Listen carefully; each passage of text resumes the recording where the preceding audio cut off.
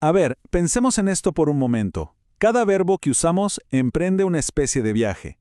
A veces es un viaje súper corto que se queda en casa, y otras veces necesita un destino, un lugar a donde llegar. Bueno, esa idea, justamente esa, va a ser nuestro mapa para entender cómo funcionan las oraciones en español. ¡Arranquemos! A simple vista, claro, la diferencia es solo una palabra, palomitas. Pero ahí, en esa pequeña palabra, se esconde el secreto de todo esto. La pregunta del millón es, ¿a dónde va la acción de comer? ¿Se queda con Juan o, más bien, viaja hasta las palomitas? La respuesta, como veremos, lo cambia absolutamente todo. Bien, empecemos nuestro recorrido en la primera parada, la más corta. Aquí la acción del verbo es como alguien muy de su casa.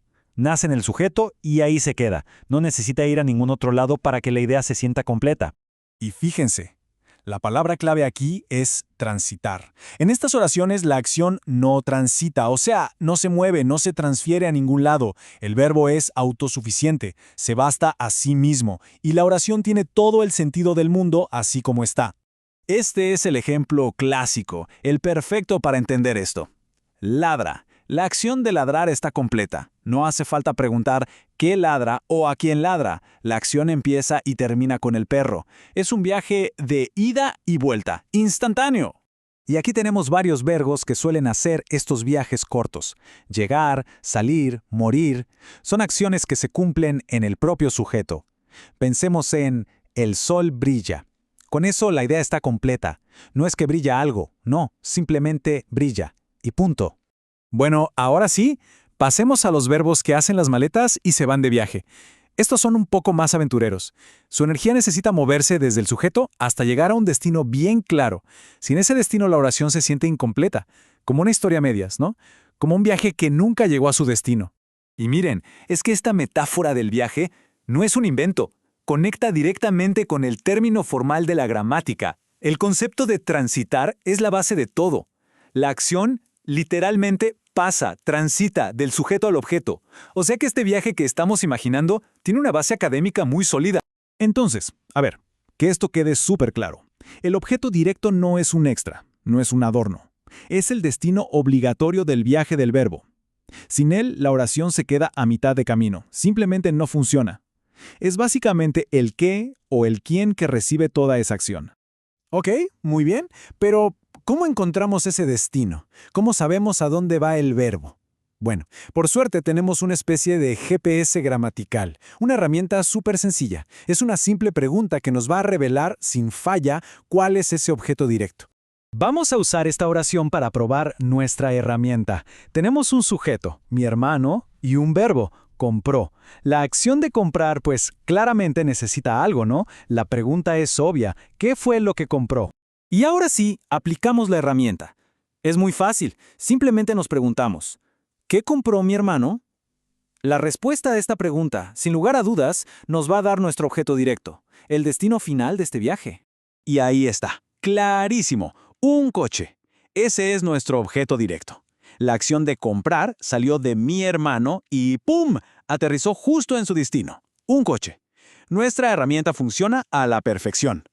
Ok, entonces ya vimos los viajes que se quedan en casa y los que tienen un destino claro, pero ¿qué pasa con esos viajes que parece que no tienen conductor, como si el coche se manejara solo?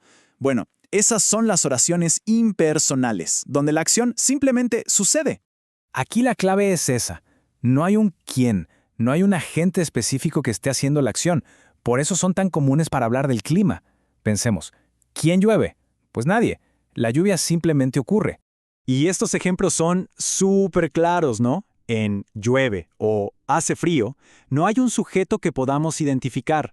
Son acciones puras, fenómenos que simplemente pasan, que se manifiestan por sí mismos.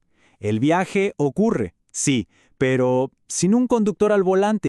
Bueno, ahora vamos a meternos en algo un poquito más avanzado, pero que es fascinante. ¿Qué me dirían si les cuento que los verbos no siempre pertenecen a una sola categoría? Son como actores que pueden cambiar de papel. Un mismo verbo puede decidir si se queda en casa o si se va de viaje largo, dependiendo de la oración. Y este, de verdad, es un punto clave para entender lo flexible que es nuestro idioma. O sea, la idea no es aprenderse de memoria listas de verbos. Para nada. Se trata de analizar el contexto. La oración es la que manda. Miren esta comparación. Es perfecta para entenderlo. En la primera oración, el atleta corre cada mañana. La acción de correr está completa. Es intransitiva. Un viaje corto. Pero en la segunda, aquí la cosa cambia.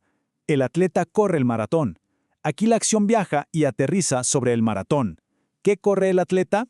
El maratón. Mismo verbo, dos viajes completamente distintos. A ver, otro ejemplo con el verbo vivir. Si decimos Pepe vivió en el siglo XIX, la acción se queda ahí, es intransitiva. Un viaje corto.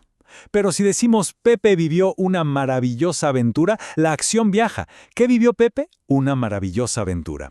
En este caso, el mismo verbo, vivir, se vuelve transitivo. Increíble, ¿no? Bueno, ha sido todo un viaje, ¿eh?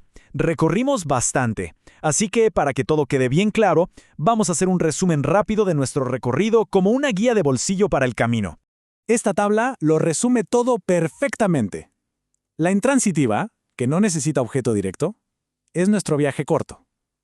La transitiva, que sí o sí lo necesita, es el viaje con destino.